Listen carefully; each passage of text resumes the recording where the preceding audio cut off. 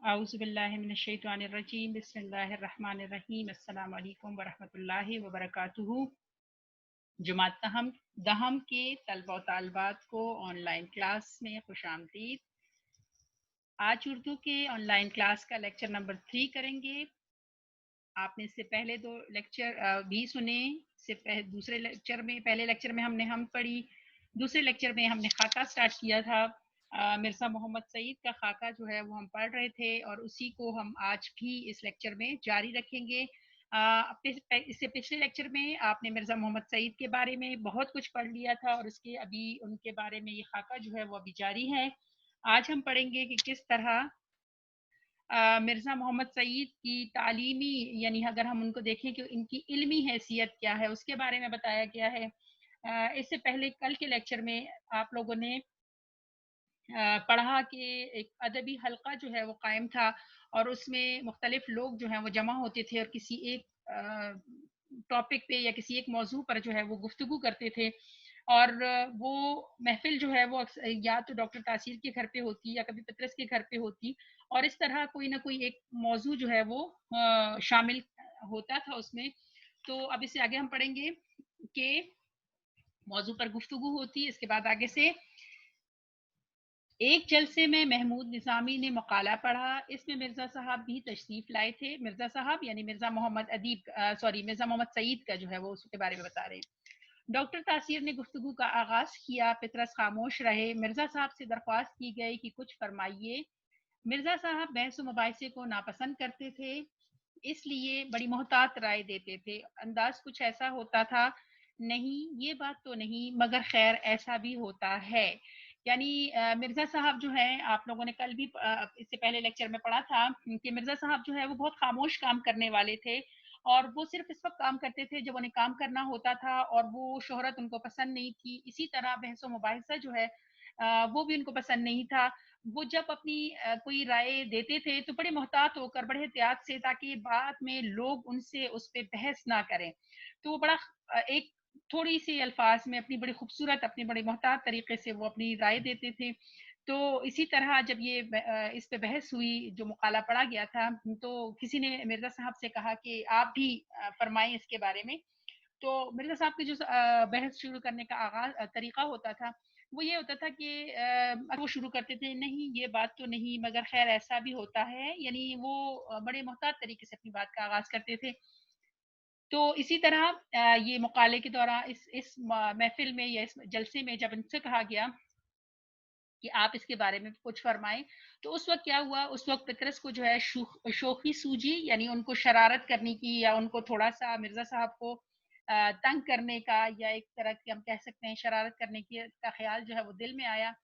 فیض کو اشارہ کیا، وہ مرزا صاحب سے زیادہ واقف نہیں تھے۔ اب فیض احمد فیض جو ہے وہ نہیں ان کو پتا تھا کہ مرزا صاحب اصل میں کس قسم کی شخصیت ہے یا ان کا علمی اور ادبی مقام کیا ہے۔ تو شیخ پطرس نے جو ہے فیض کو اشارہ کیا کہ تم مرزا صاحب سے بات کرو۔ وہ مرزا صاحب سے زیادہ واقف نہیں تھے، بات کاٹ کر فوراً شروع ہو گئے، یہ تو آپ کو معلوم ہی ہوگا کہ رومی تہذیب یونانی تہذیب کی بات ابھری۔ یعنی فیض نے اپنی طرف سے طریقہ انداز ان کا ایسا تھا کہ جیسے ان کو لگا کہ مرزا صاحب کو شاید اس بارے میں کچھ پتا نہ ہو، تو ان کو بتانے کے لیے یا ان سے ایک طریقے سے ان پہ انہوں نے جیسے ہم کہتے ہیں ان کو تنگ کرنے، یعنی ان کو لگا کہ اس کو تو کچھ پتا نہیں ہے، تو اس طریقے سے انہوں نے بات شروع کی۔ اتنا تو ان کا کہنا تھا اور مرزا صاحب کے جلال میں آ جانا۔ یعنی جب مرزا سعید نے دیکھا کہ فیض جو ہے وہ کس طریقے سے میرے سے بات کر رہا ہے، تو ان کو غصہ آ گیا۔ جی ہاں میں جانتا ہوں اور یہ بھی جانتا ہوں کہ، اور اس کے بعد جو ہے وہ شروع ہو گئے اور انہوں نے جو بولنا شروع کیا تاریخ پر مرزا محمد سعید نے، تو مصنف کہتا ہے کہ اس کے بعد بس پھر وہ بولتے چلے گئے۔ پرانی تہذیبوں کی تاریخ کا ایک دریا تھا کہ عمدہ چلا آتا تھا، یعنی ایسا لگ رہا تھا کہ ان کے اندر تو پوری تاریخ جو ہے وہ اندر جمع ہوئی تھی۔ ان کو تو ایسا لگ رہا تھا کہ تاریخ کا ایک ایک لفظ یاد تھا، اور جیسے دریا میں پانی رواں ہوتا ہے تو اسی طرح بس ان کے منہ سے جو ہے وہ تاریخی بیانات جو ہیں یا تاریخ کے بارے میں انہوں نے پھر اس طریقے سے بتانا شروع کر دیا۔ مرزا محمد سعید یعنی ان کو غصہ آ گیا تھا، ان کو لگا کہ شاید ان کو یا فیض کو لگ رہا ہے کہ مجھے تاریخ کا نہیں پتا، تو انہوں نے جب بتانا شروع کیا تو لوگ جو ہیں وہ تو بالکل ہی خاموش ہو گئے۔ اس دن مجھے اندازہ ہوا کہ مرزا صاحب کے سینے میں علم کی کتنی دولت بھری پڑی ہے. مصنف کہہ رہے ہیں کہ میں خود بھی، حالانکہ وہ جانتے تھے کہ ان کا علمی ادبی مقام کیا ہے، لیکن وہ کہہ رہے ہیں کہ مجھے خود بھی بڑی حیرت ہوئی اس دن، اور کہ مجھے لگا کہ اچھا اتنا علم بھی کسی کے پاس ہو سکتا ہے. فیض پشیمانی سے بار بار مرزا صاحب کی طرف دیکھتے تھے. پطرس دل ہی دل میں ہنس رہے تھے کہ دیکھا، اسے کہتے ہیں علم کا سمندر. ٹھیک ہے جی. وہ فیض بھی جو ہے پریشان ہو گئے کہ یہ کیا ہو گیا بھائی، اتنا کچھ اس کو بندے کو پتا تھا، یہ اتنا سارا جو علم ہے اس کے پاس موجود تھا، اور مجھے تو لگا تھا کہ شاید ان کو اس بارے میں کوئی علم نہیں ہے. ہم سب دم بخود ساکت بیٹھے. دم بخود جیسے وہ کہتے ہیں سانس روک کر اور ساکت، کوئی حرکت نہ کرنا، یعنی بالکل ہی جیسے بے جان ہو کر بیٹھ جانا. کیونکہ اور مرزا صاحب کو آنکھیں پھاڑے دیکھ رہے تھے کہ حیران تھے کہ اتنا علم جو ہے ان کے پاس موجود تھا، جس طریقے سے وہ اس کو ظاہر کر رہے تھے. پطرس نے مرزا صاحب کی جلال کو ختم کرنے کے لیے فوراً چائے کا سامان رکھوانا شروع کر دیا، اور خدا خدا کر کے مرزا صاحب کا جلال رفع ہوا. یعنی پھر پطرس کو لگا کہ یہ بہت زیادہ ہو گئے، تو انہوں نے جو ہے اس کو، ان کے غصے کو کم کرنے کی کوشش کی. مرزا صاحب گھنٹوں مطالعہ کرتے تھے. ان کی کتب خانے میں ہر علم کی کتاب موجود تھی. ملازمت درس و تدریس ہی کی تھی، اس لیے نئی سے نئی کتاب پڑھتے رہتے تھے.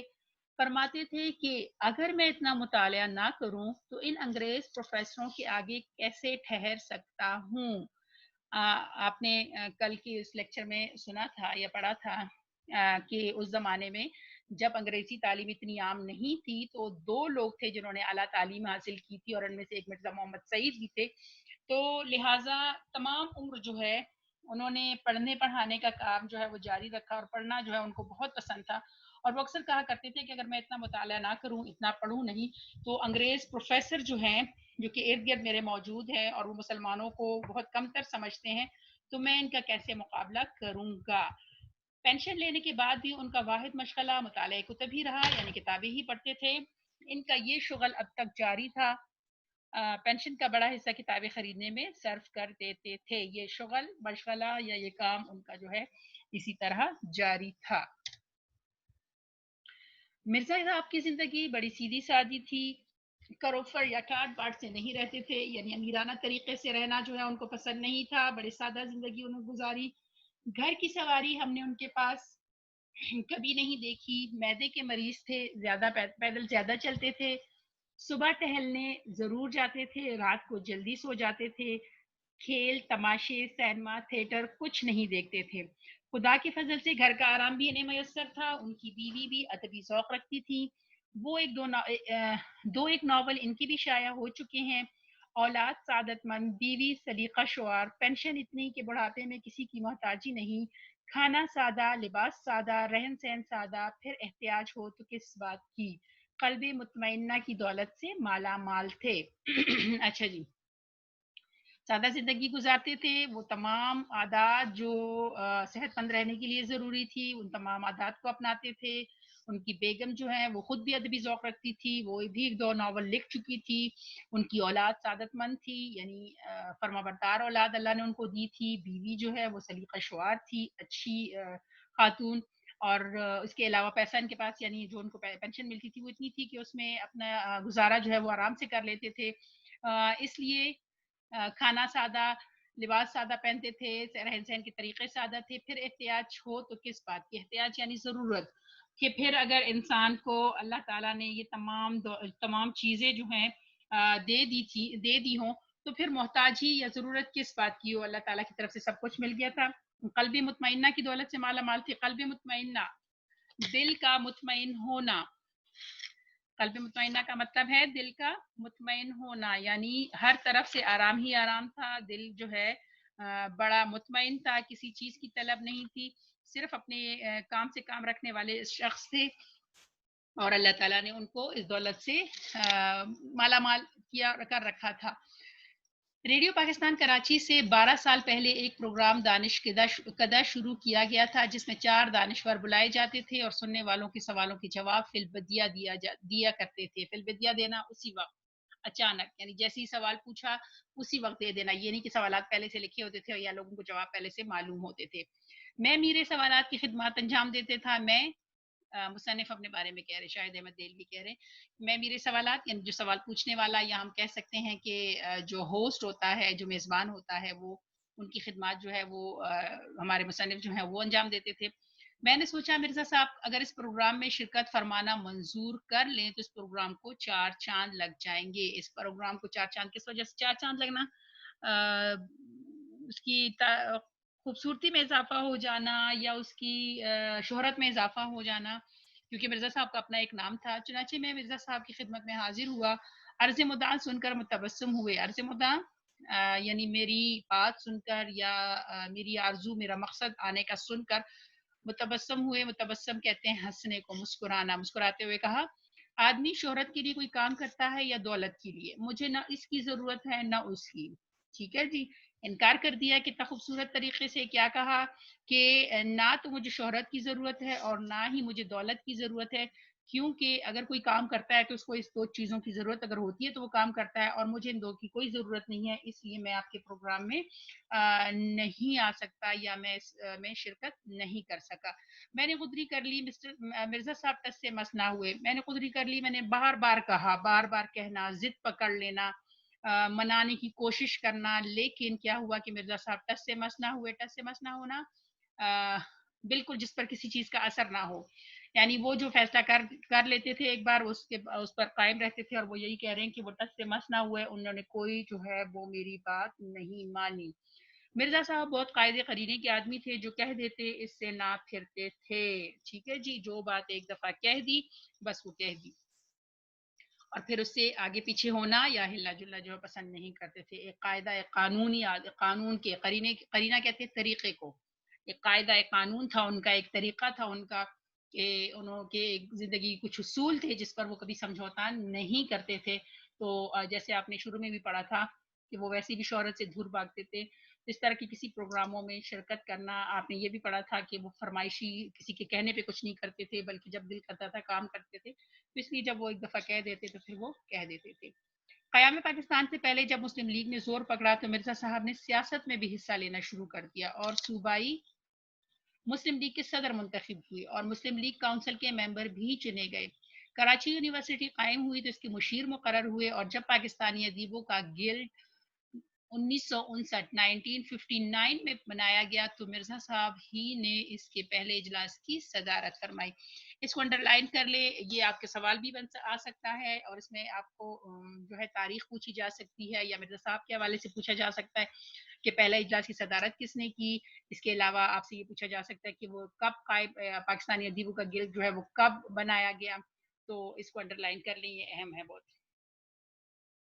اچھا جی، مرزا صاحب بظاہر علیل نہیں معلوم ہوتے تھے، علیل بیمار کو، ٹھیک ہے، کہ وہ دیکھنے میں بظاہر یعنی وہ دیکھنے میں بیمار معلوم نہیں ہوتے تھے۔ اکرہا ڈیل، اجلا رنگ، کشادہ پیشانی، گھنی بھویں کے سائے میں بڑی بڑی روشن آنکھیں، رخساروں کی ہڈیاں ابری ہوئی، کتروا مونچھیں، ہنستے تو سامنے کے دو چار ٹوٹے ہوئے دانت نظر آتے، جو کہ ٹوٹے ہوئے نظر آتے مگر برے نہیں لگتے تھے۔ داڑھی منڈی ہوئی دھان پان سے آدمی تھے۔ ٹھیک ہے جی، بظاہر جو ہے وہ بیمار معلوم نہیں ہوتے تھے، لیکن ان کا جسم جو ہے دبلا پتلا سا تھا۔ اکرہاڑیل دبلے پتلے سے انسان تھے، دبلے پتلے سے آدمی تھے، لیکن رنگ ان کا صاف تھا، کشادہ پیشانی، روشن آنکھیں، رخسار کہتے ہیں گالوں کو، ٹھیک ہے جی، یعنی چہرے پہ جو ہڈیاں ہیں وہ ابھری ہوئی تھی، ان کی مونچھیں کترواں مونچھیں صحیح کیے ہوئے، ہنستے تو سامنے کے دو چار نظر آتے مگر برے نہیں لگتے تھے، دھان پان سے آدمی تھے، یعنی کمزور سے شخص جو ہے وہ تھی، یہ ان کا حلیہ ہے۔ سن 1930 میں جب میں نے پہلی دفعہ انہیں دیکھا تو ان کی عمر 44 یا 45 سال کی تھی۔ 62 میں جب وہ 76 سال کی ہوئی، 1962 میں وہ کہہ رہے کہ جب وہ 76 سال کے تھے تب بھی وہ ویسے کے ویسے ہی تھے، یعنی 45 سال کی عمر میں بھی جو ان کا حلیہ تھا جس طریقے کا 1930 میں، وہی حلیہ مصنف کہہ رہے ہیں کہ 1962 میں یا 1962 میں بھی اسی طرح کے ہی تھے۔ انہیں زمانے کا شکوہ یا صحت کی شکایت کبھی کرتے نہیں سنا، یعنی زمانے کی برائی بیان کرتے ہوئے، زمانے سے کسی قسم کا لوگوں سے گلہ کرتے ہوئے، یا اپنی صحت کے حوالے سے کہ مجھے یہ تکلیف ہے، یہ تکلیف ہے، یہ کرتے ہوئے کہہ رہے ہیں کہ میں نے کبھی نہیں اس کو سنا۔ ہنس ہنس کے باتیں کرتے رہتے تھے۔ سنا ہے کہ دلی کی جن دو چار نوجوانوں نے سب سے پہلے سوٹ پہننا شروع کیا، ان میں سب سے نفیس سوٹ مرزا صاحب ہی کا ہوتا تھا، مگر میں نے پچھلے 32 سال سے یعنی 32 سال سے انہیں ہمیشہ شیروانی پہنے ہی دیکھا۔ انگریزی ان کا اوڑھنا بچھونا مگر روب گانٹنے کے لیے کبھی انگریزی میں بات نہیں کرتے تھے۔ روب گھانٹنا، روب جمانا، دوسروں کو بتانا، دوسروں پر اپنا روب قائم کرنا، کہ یہ نہیں تھا کہ اگر انگریزی دن رات، کیونکہ ان کا تو انگریزی سے ہی کام تھا، تو یہ نہیں تھا کہ اگر انگریزی آتی ہے تو پھر بات بات میں انگریزی بولنا، جیسے کہ آج کل کے زمانے کا دستور ہے اردو بولنے کو اتنا اچھا نہیں سمجھتے، اور اگر کسی کو انگریزی آ جائے، انگریزی پڑھنا بولنا آ جائے، تو جی پھر ان کی تو کوشش ہوتی ہے کہ وہ ہر بات میں ہی انگریزی کو ڈال لے تاکہ لوگوں کو پتہ چلے کہ کتنے جو ہے ہم تہذیب یافتہ ہیں یا کتنے ہم ترقی یافتہ ہیں۔ تو خود کی نمائش کرنے کے لیے آج کل جس طرح انگریزی کا استعمال کیا جاتا ہے، یہ لوگوں کو اپنے روب جمانے کے لیے کیا جاتا ہے، تو مرزا صاحب جو ہے وہ ایسے نہیں کرتے تھے، بلکہ ان کی گفتگو میں انگریزی کے الفاظ بالکل ہی نہیں آنے پاتے تھے، یعنی وہ خالص اردو میں بات کرنے پسند کرتے تھے۔ 40 سال کی عمر کے بعد ان کے ہاتھوں میں راشا آ گیا تھا، راشا، کھپ کپاہٹ، جیسے ہاتھ کانپنے لگتے ہیں، اس لیے لکھنے میں انہیں زحمت ہوتی تھی۔ خوش اخلاق اور خوش مزاج آدمی تھے، مگر زیادہ دوست بنانے کے قائل نہیں تھے۔ آپ بھلا اپنا گھر بھلا، یعنی وہ اس پہ خوش رہتے تھے کہ بس اپنے آپ میں مگن رہتے تھے یا پھر اپنے گھر رہنے کو پسند کرتے تھے، زیادہ دوست بنانا انہیں پسند نہیں تھا۔ حالانکہ بہت خوش اخلاق تھے، بہت خوش مزاج تھے، لوگوں سے جب بھی ملتے اچھے طریقے سے ملتے، ہنس کر ان سے بات کرتے، کبھی بھی اپنی علمی حیثیت کا روب جو ہے وہ نہیں ڈالتے تھے لوگوں پر، لیکن اس کے باوجود ان کی کوشش ہوتی تھی کہ زیادہ لوگوں کو دوست نہ بنائے، ان کو زیادہ دوستی جو ہے وہ پسند نہیں تھی۔ موت برحق ہے، سب کو مرنا ہے، مگر مرنے میں فرق ہوتا ہے۔ ٹھیک ہے جی، موت ہر کسی کو آنی ہے، لیکن مصنف کہہ رہے ہیں کہ مرنے میں فرق ہوتا ہے، یعنی کچھ لوگ جو ہیں وہ بہت اونچے مقام پر جا کر اپنا نام پیدا کر کے مر جاتے ہیں، مشہور ہو جاتے ہیں، کچھ مرنے کے بعد مشہور ہوتے ہیں، کچھ گمنام جو ہے وہ مر جاتے ہیں، جیسے دنیا میں آئے اور چلے گئے، کسی کو پتہ بھی نہیں ہوتا۔ تو وہ یہاں پہ بھی کہہ رہے ہیں کہ ٹھیک ہے، مرنے میں فرق ہوتا ہے، ہر کسی کے مرنے کا انداز جو ہے، انداز تو نہیں لیکن مطلب مرنے کی جو سٹیج ہے یا مرنے جس طرح کا مرنا ہے وہ الگ ہوتا ہے۔ مرزا صاحب نے خاصی عمر پائی، مگر ان کی وفات کا صدمہ اس لیے زیادہ ہے کہ ایسے قابل، ایسے شریف اور ایسے وزادار لوگ زمانہ اب پیدا نہیں کرے گا، یعنی وہ ایک ایسی شخصیت تھے کہ، اور ایسے جیسے ہم ان کو کہتے ہیں کہ ایسے لوگ صدیوں میں پیدا ہوتے ہیں، تو مصنف کو لگ رہا ہے کہ ان کی وفات کے بعد صدمہ جو ہے وہ بہت زیادہ اس لیے ہے۔ افسوس کہ پروفیسر محمد سعید اب وہاں ہے جہاں ہماری نیک آرزویں رہتی ہیں، یعنی ہم ان تک صرف اپنی نیک خواہشات، نیک آرزویں ان تک پہنچا سکتے ہیں، ان کے لیے دعا کر سکتے ہیں۔ ایسی جام العلوم ہستی سے محروم ہونے کا ہمیں جتنا بھی غم ہو کم ہے۔ جامع العلوم، جامع، جیسے آپ نے یہ لفظ سنا ہوا ہے، جامع کہتے ہیں یونیورسٹی کو، جامع العلوم، یعنی ہم اس کو کہہ سکتے ہیں ایک ایسی ہستی، ایک ایسا شخص جسے ہر قسم کے علم پر مہارت حاصل ہو، مکمل علم ہونا، مکمل علم رکھنے والی ہستی۔ ٹھیک ہے، وہ کہہ رہے ہیں کہ ایک ایسی ہستی سے ہم محروم ہو گئے جس کے پاس بہت زیادہ علم تھا، جس کی ہم نے قدر شاید نہیں کی۔ اب کہاں لوگ اس طبیعت کے، مصرع بتایا کہ اب اس طرح کے لوگوں کا ملنا جو ہے وہ شاید بہت مشکل ہو جائے۔ ٹھیک ہے جی، الحمدللہ یہ خاکہ جو ہے مکمل ہوا مرزا محمد سعید کا، آپ نے ان کے بارے میں بہت کچھ پڑھا۔ اب ہم ان کی کوشچن آنسر دیکھ لیتے ہیں، میں سوالوں کے آپ کو آنسر بتاتی جاتی ہوں، آپ نے اس کو خود پھر لکھ لینا ہے صحیح اچھے سے۔ مرزا محمد سعید کس لیے لکھتے تھے؟ یہ آپ نے بڑے تفصیل سے پڑھا اس کے بارے میں کہ مرزا محمد سعید اپنے لیے لکھتے تھے، وہ فرمائشی کام نہیں کرتے تھے، وہ اس وقت لکھتے تھے جب انہیں لکھنا یا انہیں کام کرنا ہوتا تھا، وہ نہ پیسے کے لیے لکھتے تھے اور نہ ہی ان کو صلے کی تمنا تھی، نہ ہی ان کو جو ہے ستائش کی تمنا تھی، بلکہ وہ صرف اپنی خوشی کے لیے لکھتے تھے۔ ٹھیک ہے، یہ آپ کے جو آپ کا چیپٹر ہے اس کے پیج نمبر 1 پہ آپ کو اس میں دیا ہوا ہے, آپ وہی الفاظ بھی استعمال کر سکتے ہیں اور آپ جو ہیں اس آنسر کو خود بھی لکھ سکتے ہیں. لاہور کے پبلشروں کے ساتھ مرزا صاحب کا رویہ کیسا تھا؟ آپ نے پڑھا تھا لاہور کے پبلشروں والا کل کے لیکچر میں کہ کس طرح انہوں نے آپ کو بڑی بڑی رقمیں دینا چاہیے, لیکن آپ نے ان کو ایک لفظ بھی لکھ کر نہیں دیا تھا کیونکہ آپ پیسے کے لیے نہیں لکھتے تھے. مرزا صاحب کی مارکت الآراء کتاب کا نام اور مرتبہ بیان کیجیے.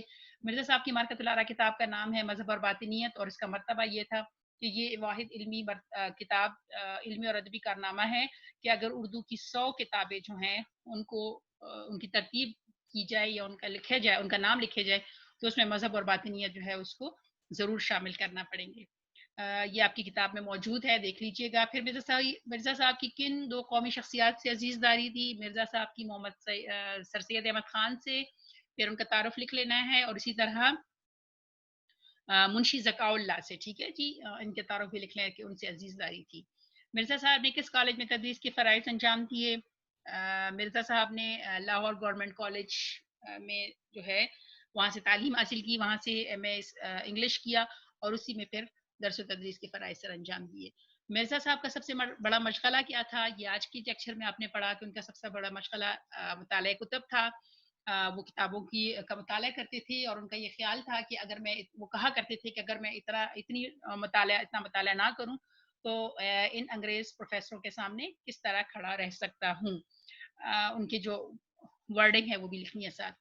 مصنف کے پروگرام دانشکدہ میں شرکت کی درخواست پر مرزا صاحب نے کیا جواب دیا؟ یہ آپ نے تھوڑا سا لکھنا ہے کہ مصنف ایک پروگرام دانشکدہ چلاتے تھے اور ان کی خواہش تھی کہ مرزا صاحب اس میں شامل ہو جائے. جب انہوں نے مرزا صاحب سے اس خواہش کا اظہار کیا تو مرزا صاحب نے یہ کہہ کر انکار کر دیا کہ آدمی شہرت کے لیے کام کرتا ہے یا دولت کے لیے, مجھے نہ اس کی ضرورت ہے اور نہ ہی اس کی.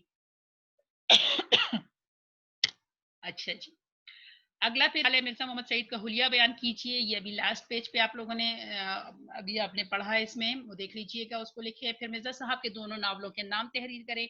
مرزا صاحب کے پہلے ناول کا نام یاسمین تھا اور دوسرے کا نام جو ہے وہ تھا جی خواب ہستی, یہ لکھ لینا ہے.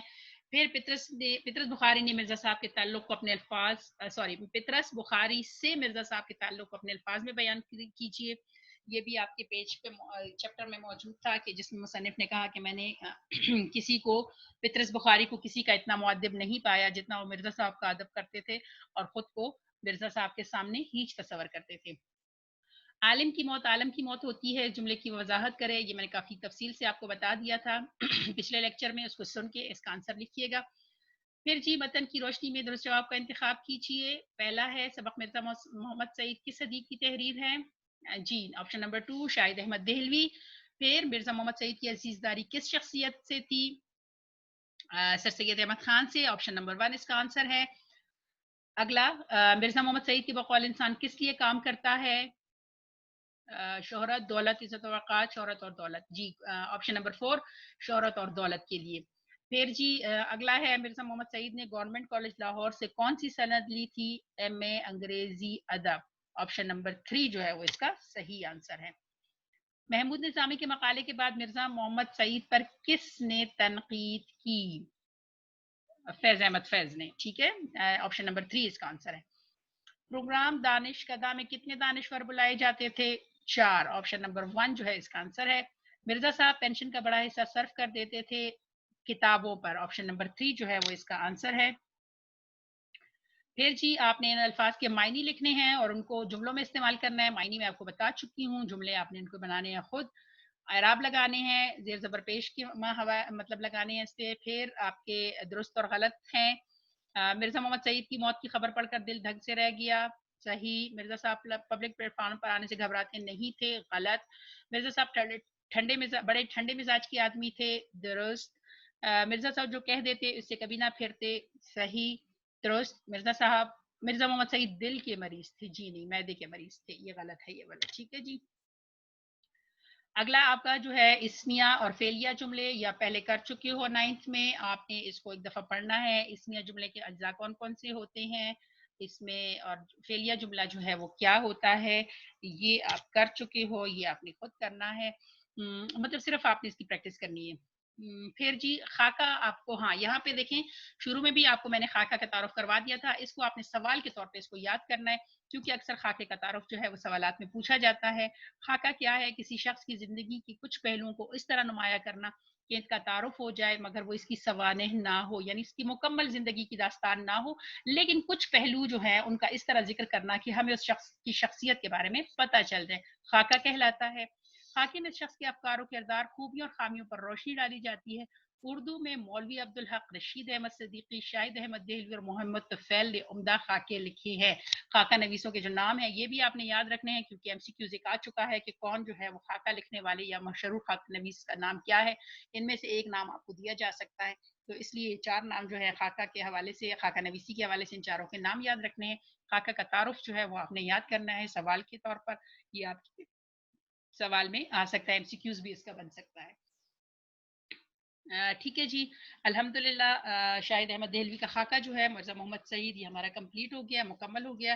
آپ نے سوالات کے جوابات لکھنے ہیں، آپ کو کل میں نے ایک پیرا کی تشریح دی تھی، آپ نے وہ بھی کرنی ہے، اور اس کے ساتھ ساتھ آپ نے جملے بھی جو ہے وہ کوشش کیجیے گا کاپیوں میں اس کو لکھ لیں، سوالات بہترین سے اچھے سے کیجیے گا۔ مشکل الفاظ کے معنی ایک دفعہ یہ چیپٹر جو ہے وہ دوبارہ ضرور پڑھیے گا اور اس کو سمجھنے کی کوشش کیجیے گا۔ اوکے جی، اللہ حافظ، دعاؤں میں یاد رکھیں، خوش رہیں، اللہ حافظ۔